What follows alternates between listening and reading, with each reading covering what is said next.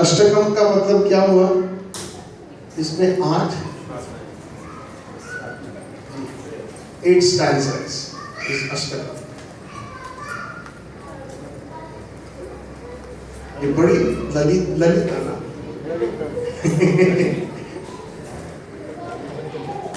हरी हरी।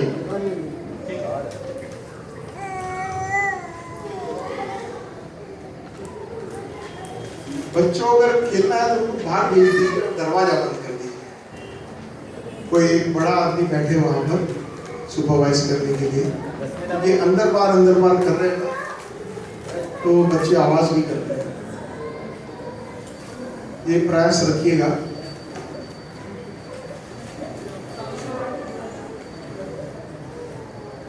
इसको भी ले जाइए, ये बड़ा उत्साहित है खेलने के लिए। धन्यवाद।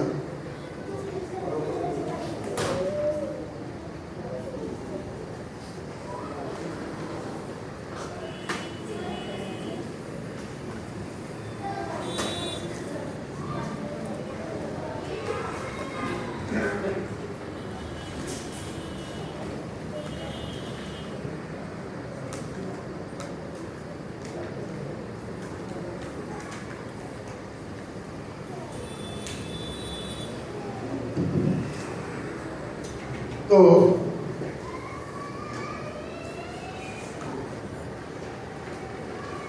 मधुरम मधुरेभ्यो अपि मंगलम मंगलेभ्यो अपि मंगलम पावनम पावनेभ्यो अपि हरे नाम एवं केवलम। ये हमारे ये केवल इसको भी बंद कर दीजिए। नहीं होगा? अच्छा, पूरा बंद नहीं होता है। ये प्रयास रह गए कि बच्चों को थोड़ा शांत रख दे प्लीज। कोशिश ये कीजिएगा।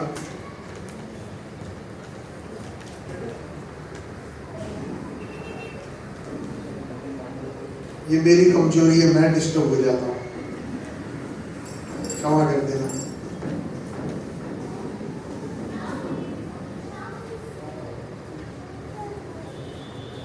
ये एक हमारे गौड़ी आचार्य हैं, नीलकंठ ब्रह्मचारी जी ने इसकी रचना की है। और केवल का अर्थ क्या हुआ? ओनली। ये एक अर्थ हुआ। गाते हैं ना, श्री गुरु चरण पद्मा केवल भक्ति। तो केवल का बहुत सुंदर अर्थ होता है। संस्कृत ऐसी भाषा है जिसमें और कई भाषाओं में अक्सर देखा गया है कि एक शब्द है, उसके अनेक अर्थ निकलते हैं। और हमारे जितने भी गौड़ीय आचार्य हैं, उनका जो एनालिसिस है वो बहुत ही उच्च कोटि का और बड़ा श्रेष्ठ है। यहां पर केवल का अर्थ यह हुआ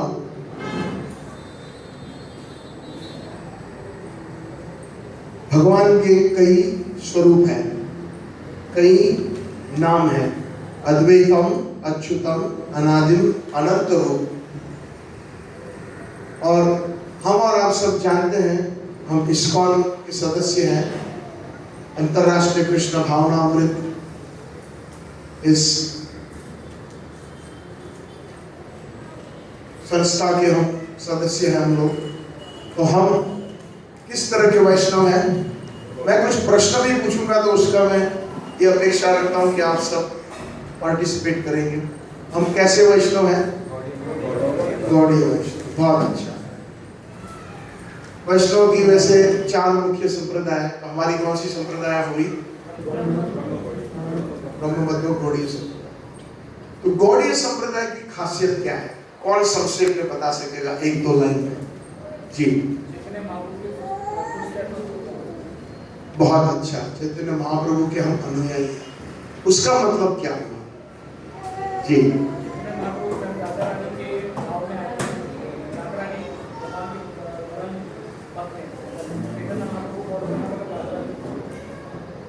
मतलब राधा रानी को फॉलो करो। ठीक है, ये भी जवाब की है। भगवान को हम भगवान के साथ रिश्ता कितने रसों में मान सकते हैं, कितने रिश्ते? बहुत अच्छा। तो अब मैं अगर हिंट दूं आपको, गौड़ीय जो गौड़ीय भक्त है, वैष्णव है, उनका कौन सा रस प्रधान है? माधुर्य। माधुर्य रस जो अगर प्रधान है, उसका मतलब क्या हुआ? राधा कृष्ण की सेवा माधुर्य रस, ये हमारा गौड़ीय उद्देश्य है ना। जैसे अभी कार्तिक महीना गया, पिछले साल हमने आपके यहाँ पर भी मैंने दामोदर अष्टकम पे थोड़ा विस्तार किया था। इस बार भी वृंदावन धाम में प्रभुपाद जी और वैष्णव की कृपा से हमने 7-8 दिन का सेमिनार किया था शिवर। तो दामोदर अष्टकम में हर एक भक्त का एक अपना अपना भाव प्रकट होता है। सत्यव्रत मुनि एक भाव प्रकट कर रहे हैं कि वरम देव मोक्षम न मोक्षम अब्धिमा न च अन्य वृणे वर ईशाद अभिहा इदम देव पूर्णाथ गोपालमान सदा में मनसी अविराष्ट्रम की बनी। भगवान ने जब उसको ये एक संवाद है, हमारे आचार्य बताते हैं, एक सूक्ष्म संवाद है, उसको मुक्ति प्रदान करने का अवसर दिया। तो कह रहे हैं कि मुझे मुक्ति नहीं चाहिए, तो ठीक है, आपको वैकुंठ में पद देते हैं, वैकुंठ के अंदर मुक्ति देते हैं। तो उन्होंने वो भी मना कर दिया। तो वैकुंठ के अंदर अगर यद्यपि मुक्ति मिलती है, उसका मतलब क्या हुआ? कौन सा रस हुआ? दास्य रस प्रधान है वहां। तो वैकुंठ में सभी लोग जानते हैं कि ये भगवान है, नारायण जो है वो भगवान है, विष्णु जो है वो भगवान है। वैकुंठ में कई भगवान के कई कोटि जो है अवतार है, और उनके अपने अपने ग्रह है, प्लैनेट्स है। नारायण भी कई प्रकार के हैं, विष्णु तो है ही 3 प्रकार के, और भगवान के कई पुरुष अवतार हैं, नरसिंह अवतार, वराह अवतार, वामन अवतार, कई प्रकार के भगवान के लीला अवतार है, गुण अवतार है। तो भक्त का जो भाव होता है, तो जैसे राम भगवान है, तो गौड़ीय रस में जो गौड़ीय हमारा जो माधुर्य रस है, उसमें और कोई अन्य भाव नहीं रहता। इसमें एक ही भाव है कि किशोर कृष्णा और किशोरी जीव उनकी सेवा में। हमारे यहाँ वात्सल्य रस भी प्रधान नहीं है, हमारे यहाँ सख्य और दास्य भी नहीं है।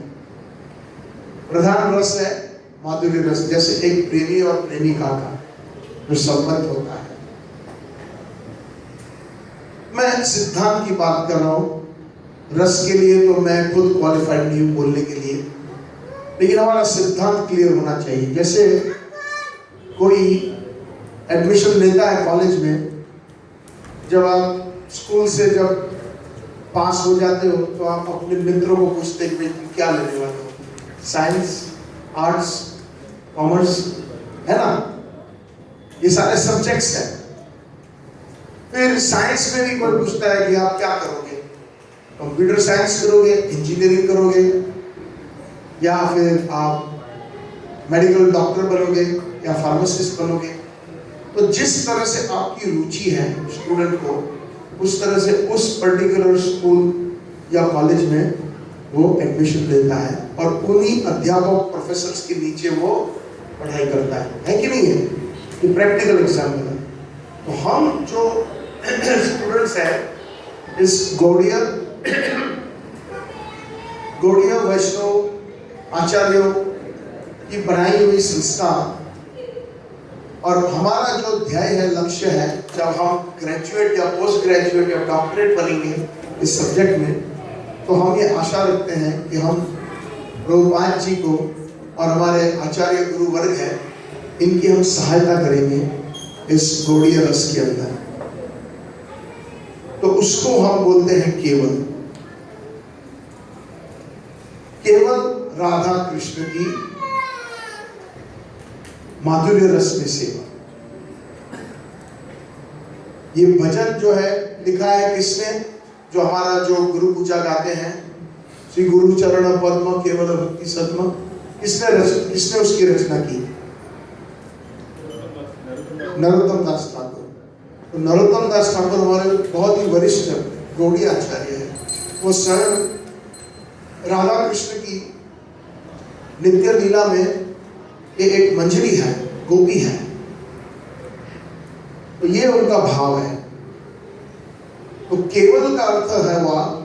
दूसरा एक बोलते हैं केवल, उनको भी बोलते हैं जो मायावादी है।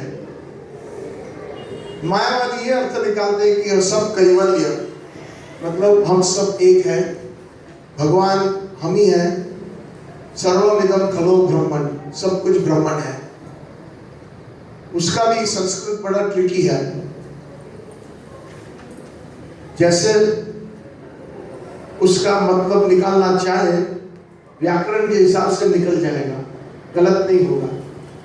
तो मधुरम मधुरेभ्यो अपि, यद्यपि अगर कुछ मधुर है और मधुर से भी मधुर है, वो क्या है? हरे नाम एव केवल। अभी हरि का नाम क्या है? हम जो महामंत्र करते हैं, हरे कृष्णा कृष्ण कृष्णा हरे हरे, हरे राम राम राम हरे हरे। तो ये जो महामंत्र है, ये क्या है?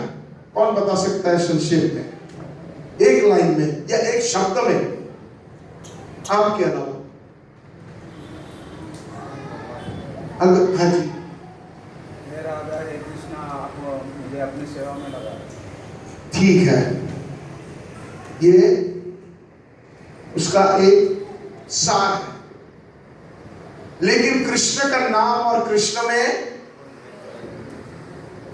कोई अंतर नहीं है, वो साक्षात कृष्ण है। ये समझने का हमें बिल्कुल प्रयास करना चाहिए। जब हम हरि नाम करते हैं, हरि नाम करते हैं, तो वो हम साक्षात कृष्ण के साथ हम उनका संग कर रहे हैं। जब इस भाव से हम हरि नाम करेंगे तो हम बहुत ही जल्दी प्रगति करेंगे, और हमारी ऐसी प्रगति होगी कि प्रभुपाद जी कहते हैं, जब हम बिना अपराध के कम से कम 16 अच्छी मालाएं, 16 माला नहीं, 16 गुड राउंड्स जब हम करेंगे, 4 पापों से हम विमुक्त रहेंगे। कोई भी तरह का मांस मच्छी नहीं खाना, कोई भी तरह का मदिरा पान नहीं करना, चाय कॉफी सिगरेट आदि, तंबाकू शराब ड्रग्स, सब कुछ इस लिस्ट में आ जाता है। कोई भी तरह का मदिरा पान नहीं, कोई भी अवैवाहिक संबंध नहीं, और कोई भी तरह का जुआ नहीं। प्रभुपाद जी को कोई सपना नहीं आया। प्रभुपाद जी हमारे सब कुछ यथारूप में देते हैं। भगवद गीता यथारूप में, श्रीमद् भागवतम यथारूप में, एक एक शब्द, एक एक श्लोक, जितने भी शास्त्रों का प्रभुपाद जी ने अनुवाद किया है, सारा यथारूप में है। तो ये जो 4 पाप से विमुक्त रहना, प्रभुपाद जी को कोई सपना नहीं आया। कई जो है गुरु और कई पंथ के लोग ये सब बताते नहीं है, या तो खुद जानते नहीं है, शास्त्र में ये लिखा है, उसका उल्लेख है। बोलिए सब लोग, स्त्रियम द्यूतम पानम शूनम यत्र अधर्म चतुर्विधा। स्त्रियम मतलब पराई स्त्री के साथ संग करना, या शादी के बाद, शादी से पहले या शादी के बाहर कोई भी संग रखना। स्त्रियम द्यूतम मतलब जुआ, पानम मतलब नशा। स्त्रियम द्यूतम पानम शूनम मतलब मांसाहारी। यत्र ये अधर्म, ये धर्म के खिलाफ है। चतुर्विधा ये 4। व्यासदेव जी ने महाभारत का एक श्लोक है, प्रभुपाद जी ने ये इसको बहुत ही मतलब इसके ऊपर दबाव दिया है। और जब हम हरिनाम करेंगे और बिना अपराध के, तो कृष्ण स्वयं साक्षात प्रभुपाद कहते हैं कि हमारे जीवा पे नाचे। तो कृष्ण मधुर है या नहीं है? कृष्ण मधुर है ना? एक बहुत सुंदर पद है, आप लोग तो जानते हैं, गुरु महाराज भक्ति चारू महाराज जी इतना सुंदर गाते हैं। कौन सा पद है? अधरम मधुरम, है कि नहीं है? ये जो मधुरा अष्टकम है वो श्री वल्लभाचार्य ने रचना की थी। कहां पर की थी? गोकुल में। किनके दर्शन करके? गोकुल चंद्रमा जी के दर्शन करके। गोकुल चंद्रमा जी बहुत ही सुंदर है। अगर आप कभी व्रत जाएं तो अभी गोकुल से कई साल पहले वो काम्यवन में, कामा में अभी भी है। तो गोकुल चंद्रमा को देख करके उन्होंने इनकी रचना की। अधरम मधुरम वदनम मधुरम नयनम मधुरम हसितम मधुरम हृदयम मधुरम गमनम मधुरम मधुराधिपते अखिलम मधुरम मधुराधिपते अखिलम मधुरम। तो कृष्ण जो है वो अखिल मधुर है। और कृष्ण के नाम में कोई भेद नहीं है। नाम ना नामीनो अभिन्न। इस भौतिक जगत के अंदर यद्यपि अगर हमें प्यास लगी है और हम पानी पानी पानी पानी का उच्चारण करें तो हमारी प्यास बुझेगी नहीं, क्योंकि पानी जो वस्तु है और पानी शब्द है, दोनों में भेद है। भेद इसलिए कि पानी जब हम पीते हैं तो हमें संतुष्टि होती है, क्योंकि पानी में वो शक्ति है। लेकिन कृष्ण और कृष्ण के नाम में कोई अंतर न होने के कारण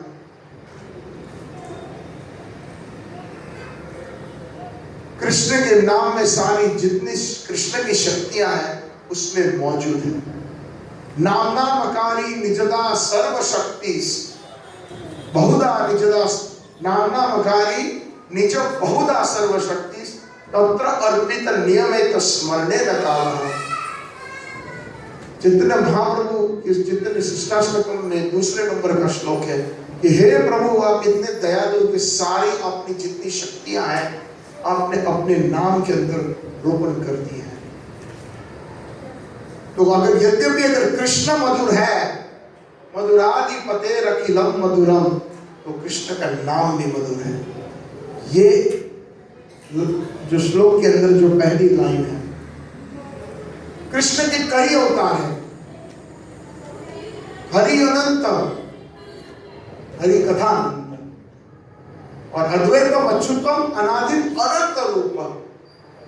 लेकिन कृष्ण जो है पूर्ण पुरुषोत्तम भगवान है कि नहीं?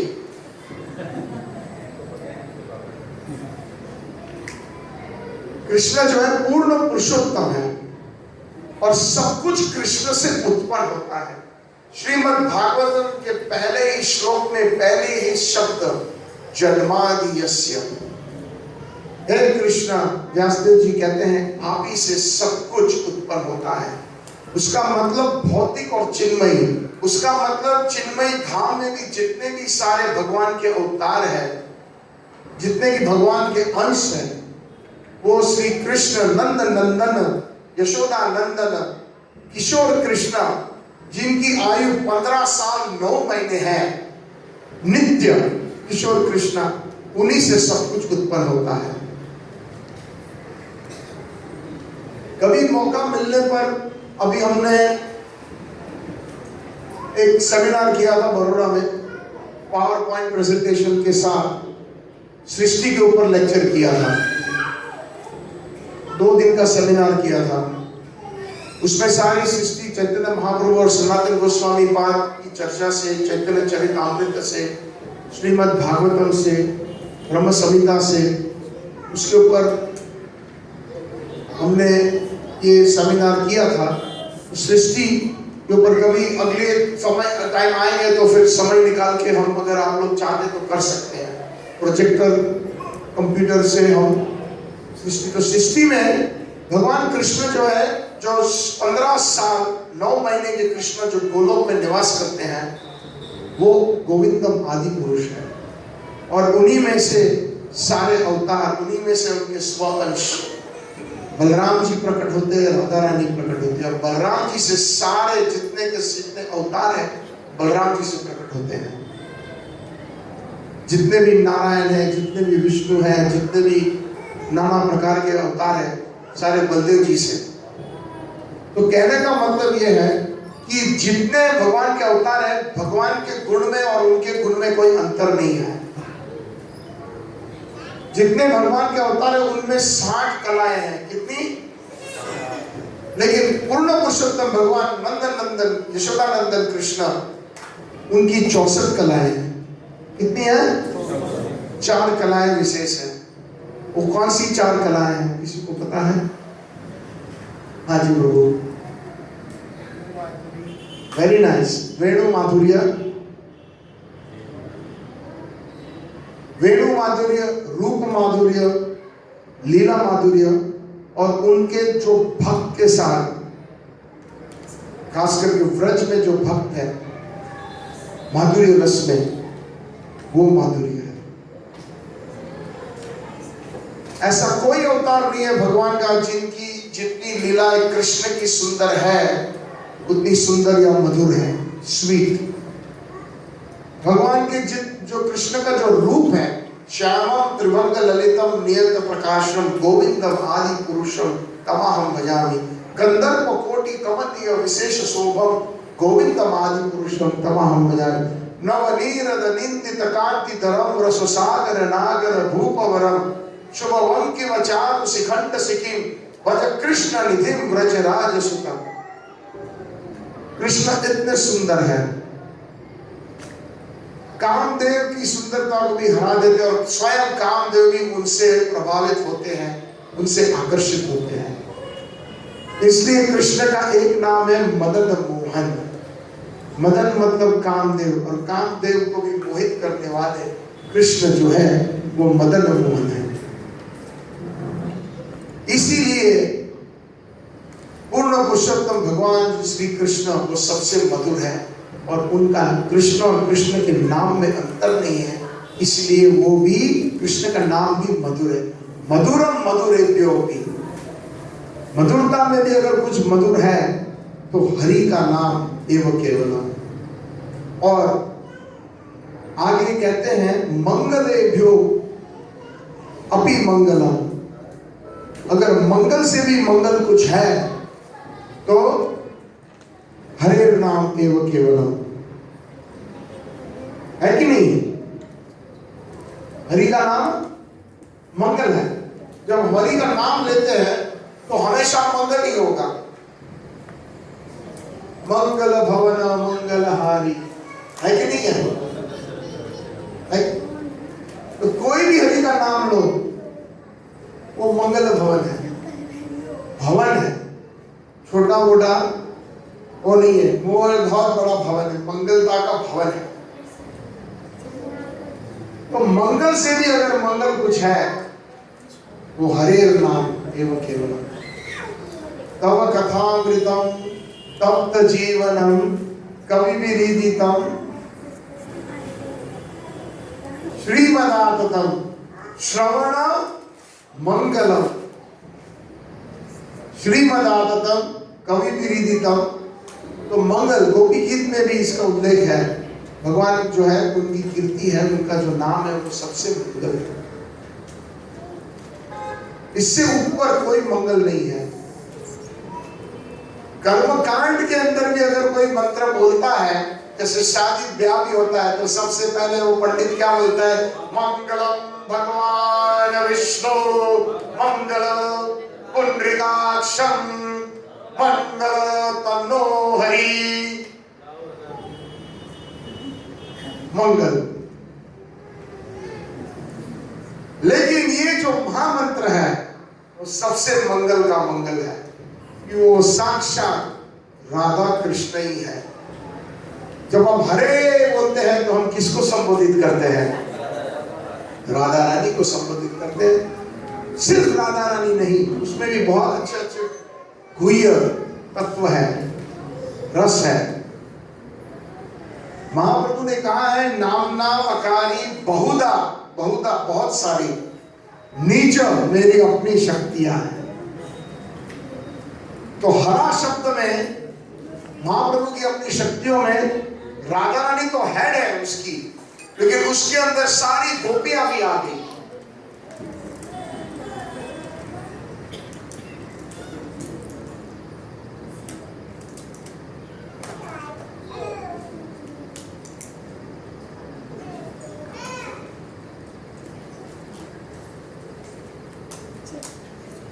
हरा जो शब्द है महाप्रभु ने, हम अगर गौर से शिष्टाष्टकम पढ़े और गौड़ीय आचार्यों की अगर टिप्पणी या टीकाएं पढ़े तो हमें पता चलता है कि राधा रानी तो सारी गोपियों की हेड है, लेकिन उसके अंदर निजता बहुधा, निज निज मतलब अपनी शक्तियां। तो भगवान की जो अंतरंग शक्तियां वो श्रीमती राधा रानी, और राधा रानी की जो अंतरंग शक्तियां हैं वो सारी गोपियां हैं। और हमारा आचार्य कौन है? वो भी तो गोपियां हैं, भगवान की नित्य कृष्ण लीला है। तो हरा में ये सारे आ जाते हैं, हरा शब्द के अंदर। जब हम याचना करते हैं, जब हरा हरे को संबोधित करते हैं, तो हम हमारे आचार्यों को पुकारते हैं, गोपियों को पुकारते हैं, श्रीमती राधा रानी की सेवा में हमें लगाइए, राधा कृष्ण की सेवा में लगाइए। इसीलिए ये सबसे मंगल है और इसीलिए सबसे मधुर है ये हरे कृष्ण महामंत्र। हरे नाम एवं केवलम, हरे नाम एवं केवलम, कलो न अस्ति एवं नास्ति गतिरन्यथा। ये जो है बृहद नारदीय पुराण में इसका ये उल्लेख किया है। ये इस कलयुग के अंदर इसके अलावा कोई चारा नहीं है। हरि नाम है 3 बार दबा दिया है, 3 बार उसके ऊपर दबा दिया है, इसके सिवा कोई चारा नहीं, कोई चारा नहीं, कोई चारा नहीं है। हरे नाम ये पावन पावने भी सबको पावन करता है। क्योंकि पावन कैसे करता है? हे कृष्णा करुणा सिंधु दीनबंधो जगतपते गोपेश गोपिका कांत राधा कांतो नमस्तुते।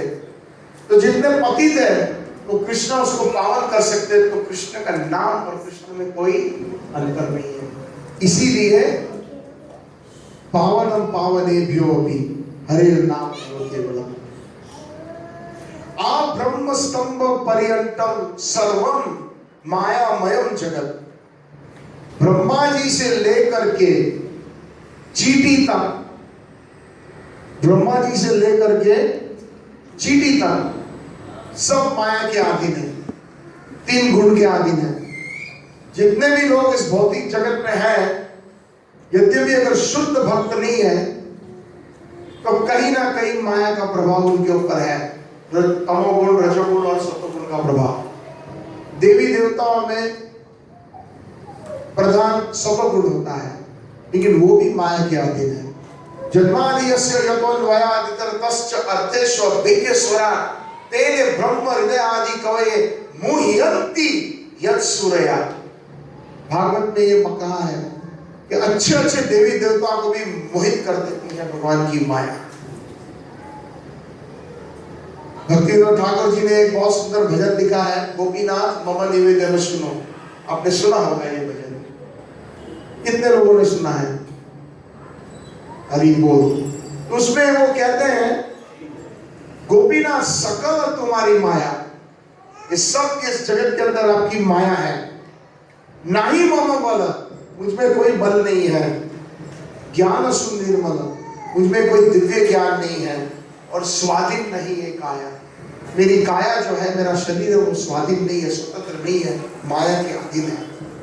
जन्म मृत्यु जरा व्याधि दुख दोष दर्शनम।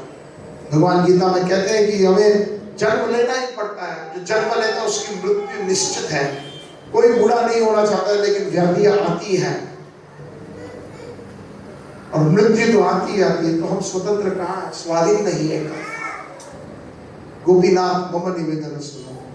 तो आ ब्रह्मा स्तंभ पर्यंतम, चीटी से लेके ब्रह्मा जी, सर्वम मायामयम जगत, सत्यम सत्यम पुनः सत्यम, हरे नाम एवं केवलम। एक ही चीज है, बाकी सब टेम्पररी है। जो टेम्पररी है, जो अनित्य है, उसको हम सत्य नहीं कह सकते। लेकिन सत्य किसको कहते हैं? सत्य का असली संस्कृत में अगर हम उसका प्राइमरी मीनिंग या अनुवाद करें तो क्या होता है उसका? सत्य का अर्थ क्या हुआ?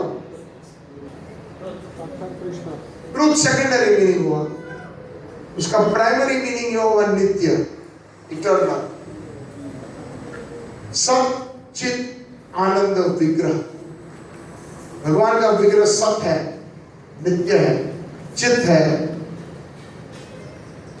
सब कुछ जानते हैं और आनंदमय है। जीव का भी ये स्वभाव है, लेकिन जीव माया के अधीन होकर के वो सच्चिदानंद जो स्वरूप है जीव, वो अपने आप को भूल जाता है। तो सत्यम पुनः सत्यम, अगर सत है तो एक कृष्ण ही सत है, उनका नाम सत है कि नहीं? और नाम कौन है? कृष्ण है। और कृष्ण कौन है? नाम है। श्रीमद् भागवतम में अगर दोबारा प्रवेश करें तो उसी पहले श्लोक में व्यासदेव कह देते थे कि सत्यम परम धीमहि, ओ कृष्णा आप ही सत्य हो। सत्यम परम, परम सत्यम, सत्यम सत्यम पुनः, बाकी सब यहाँ पर षडभंगुर है, इसलिए वो सत्य है। ब्रह्मा से लेके चीटे, ब्रह्मा का आयुष्य कितना है कौन जानता है? यहाँ पर करोड़ों करोड़ों अब्जों साल में उनका आयुष्य, लेकिन वो जब नंबर लग जाता है, मतलब उनकी भी मृत्यु होती है, उनकी भी मृत्यु है। उसका मतलब वो अनित्य है। लेकिन हरि का नाम जो है वो हमेशा नित्य रहे। इसीलिए हम इस मंडली को, इस सभा को क्या कहते हैं? सत्संग। सत्संग का क्या अर्थ हुआ? क्या अर्थ हुआ सत्संग का? बताइए। जो नित्य वस्तु है उसकी तरफ ले जाए, उसको सत्संग कहते हैं। और नित्य वस्तु कृष्ण है। वेद्यम वास्तव शिवदम तापत्र उन्मूलनम, भागवत का दूसरा श्लोक। जो वेद्य वस्तु में असली वस्तु है वो कृष्ण है। वो सत्संग, वो संग जो आपको कृष्ण के पास ले जाए, उसको सत्संग है। तो पुनः सत्यम सत्यम पुनः सत्यम, क्या बोलिए प्रेम से?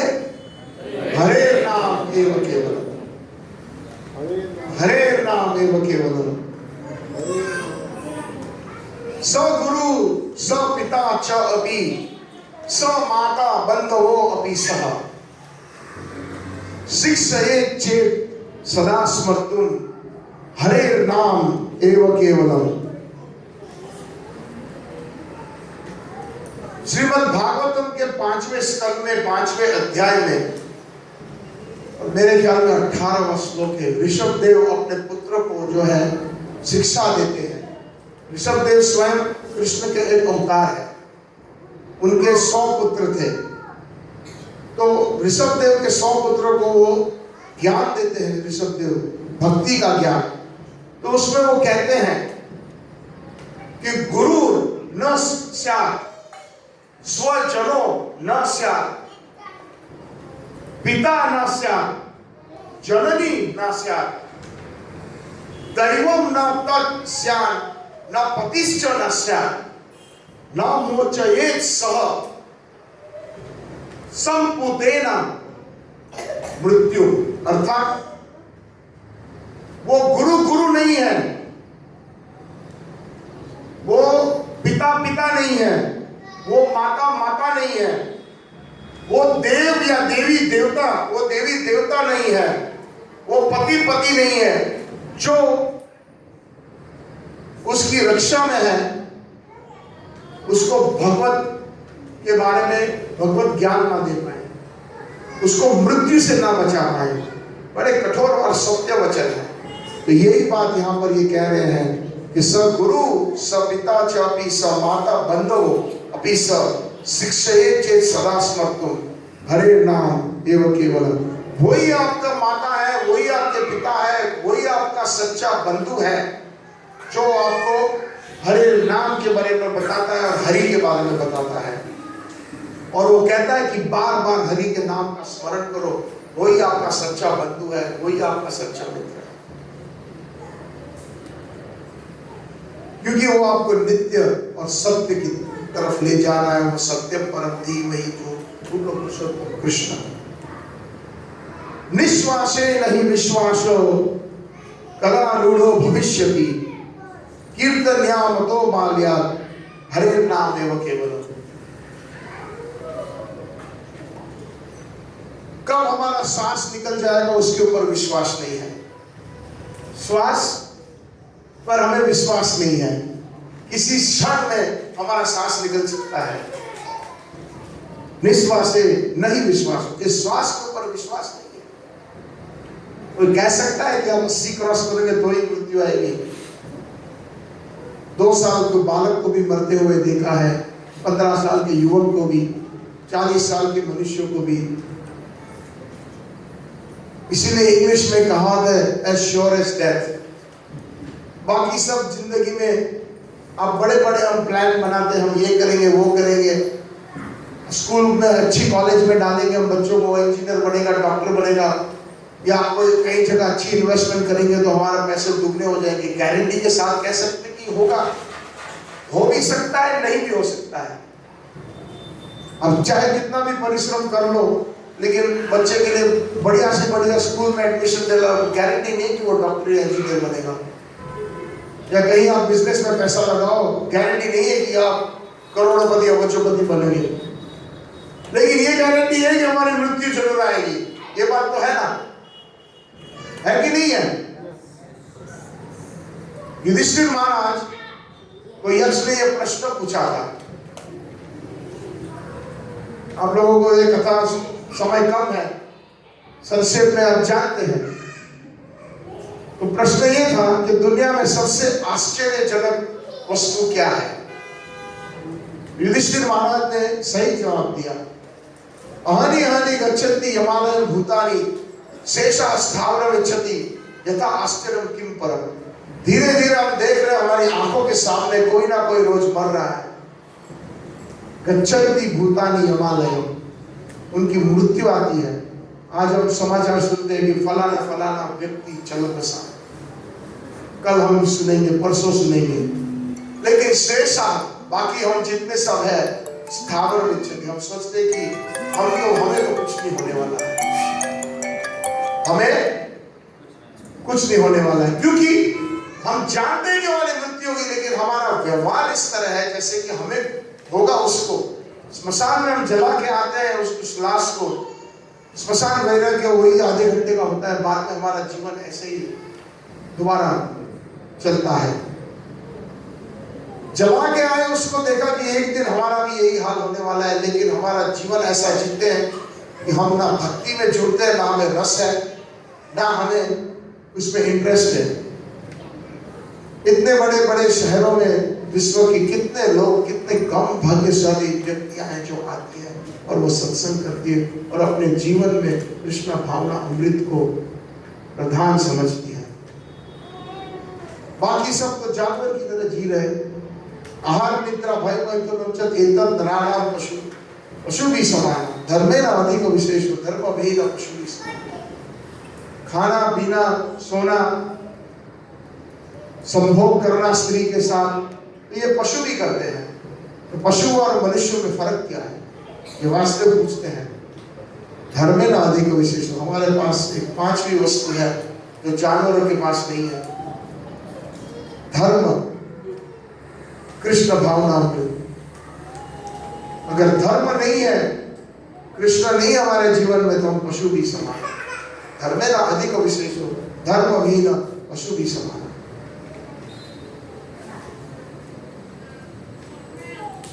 तो न श्वास कभी भी छूट सकता है। इसीलिए कीर्तन या मतो बाल्या, छोटेपन से, जैसे ये बच्चे आप लोग ला रहे हैं, इतना अच्छा कर रहे हैं उनके लिए।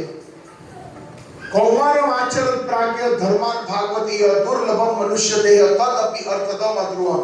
प्रहलाद महाराज कहते हैं कि कौमार उम्र से भक्ति शुरू करनी चाहिए। कौमार मतलब 4-5 साल की उम्र से। धर्मान भागवती है, इस भागवत धर्म को हमको अपनाना चाहिए, बच्चों को सिखाना चाहिए। क्योंकि दुर्लभम मनुष्य देह, हमारा जो देह है वो दुर्लभ है, मनुष्य देह मिलना मुश्किल है। जरूरी नहीं है कि हमारा अगला जीवन मनुष्य देह का हो। अगर हमने थोड़ी भी भक्ति करी है तो मनुष्य देह मिल सकता है, वरना फिर 84 लाख योनि में घूमते फिरो। दुर्लभम मनुष्य देह तदपि अर्थदम अध्रुवम। कोई कहेगा फिर भी मनुष्य देह उसका भी तो अंत काल आता है, 70 साल 80 साल 100 साल के बाद। तो प्रहलाद महाराज कहते हैं हालांकि ये अनित्य है मनुष्य जीवन, लेकिन उसमें तदपि अर्थदम, सबसे बड़ा अर्थ जीवन का आप निकाल सकते हो, सार वो कृष्ण भक्ति है। इस मनुष्य देह के अंदर आप कर सकते, जानवर के देह में नहीं कर सकते। हरि सदा वसे तत्र यत्र भागवत जना गायन्ति भक्ति भावेना हरे नाम एव केवलम। भगवान हरि वहीं वास करते हैं जहां पर उनके शुद्ध भक्त, उनके भक्त उनके नाम का गायन करते हैं। गायन्ति भक्ति भावेना, यद्यपि अगर सच्चे हृदय से आप हरि का नाम लेते हो तो भगवान वहीं पे निवास करते हैं।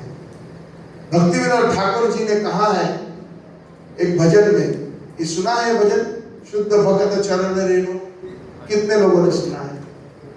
बहुत बढ़िया। वैसे हम गौड़ीय वैष्णव इस भजन को एकादशी के दिन गाते हैं। तो उसमें कहते हैं जय दिन गृह भजन देखी गृह ते गोलों को भाई। जिस घर के अंदर भजन भक्ति होती है वो घर गोलोक बन जाता है। अब ये वाणी जो है गलत नहीं हो सकती आचार्यों की। और दूसरा, यद्यपि अगर किसी ने एक बार बच्चों को थोड़ा यहां से ले ले तो अच्छा है, डिस्टर्ब होता है तो सत्संग में थोड़ा सा ख्याल करना चाहिए। हरि का नाम, हरि का सत्संग, हरि के गुण, हरि की लीलाएं, उसको रिस्पेक्ट करना चाहिए। वो नॉन डिफरेंट है। क्षमा करना, लेकिन मैं व्यासगादी पे बैठा हूं तो मुझे ये बताना मजबूर हो जाता हूं।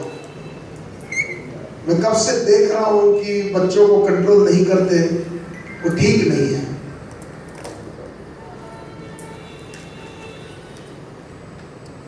किसी ने नारद जी से एक बार पूछा, एक भक्त ने, नारद जी आप निश्चित बता सकते हो कि भगवान कहाँ मिल सकते हैं? क्योंकि हमने सुना है कभी कभी लीला करने यहाँ वहां चले जाते हैं, वैकुंठ छोड़ के भी।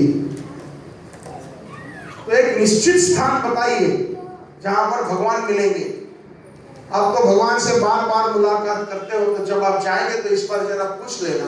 तो नारद जी फिर भगवान के पास गए और पूछा उनसे, प्रभु एक भक्त ये सवाल किए हैं तो उसका जवाब क्या है, मुझे देना है, आप बताइए। तो भगवान कहते हैं नाहम वसामि वैकुंठे योगिना हृदयेन च तत्र तिष्ठामि नारद यत्र गायन्ति मद्भक्ता। यही सार इसमें है। यत्र भागवत जना हरि सदा वसे तत्र। जहां जहां पर मेरे भक्त सच्चे हृदय से भक्ति भाव से मेरा हरि का नाम करते हैं, मैं वहां निश्चित वहीं मिलूंगा। एक बार प्रभुपाद जी ने सैन फ्रांसिस्को में, शुरू के दिन थे, 1965 की शायद बात है ये, तो उनके कुछ छोटे से शुरू में दीक्षित भक्त थे, उन्होंने एक बड़ा आयोजन करने का प्रयास किया। एक बहुत बड़ा हॉल बुक किया और उन्होंने पर्चियां वगैरह बांटी, सैन फ्रांसिस्को शहर के अंदर, और प्रभुपाद जी आए, स्टेज के ऊपर बैठे और देखा तो वही उनके कुछ शिष्य ही थे और बाहर से एक आध दो आदमी था, बाकी पूरा हॉल खाली था। फिर भी प्रभुपाद जी ने बहुत बढ़िया कीर्तन किया। कीर्तन के बाद भक्तों ने क्षमा याचना मांगी प्रभुपाद से, Prabhupad ji we are so sorry, it was unsuccessful, कोई लोग आ नहीं पाए। प्रभुपाद जी ने कहा, है क्या आपने नारद जी को नहीं देखा यहाँ पर, शिव जी को नहीं देखा, वो यहाँ पर थे। तो भगवान के भक्त जब शुद्ध अंतःकरण से शुद्ध भक्ति से गाते हैं तो बड़े बड़े देवी देवता भी आ जाते हैं, आतुर होते हैं वो हरि नाम सुनने के लिए, और स्वयं साक्षात भगवान भी। ये हमें कभी नहीं भूलना है। ये एक एक इसके अंदर शब्द जो है वो हमें हरि नाम में मदद रूप बनता है। ये केवल अष्टकम के अंदर तो यंत्र भक्ति भावेना हरेर नाम एवं केवल अहो दुखम महा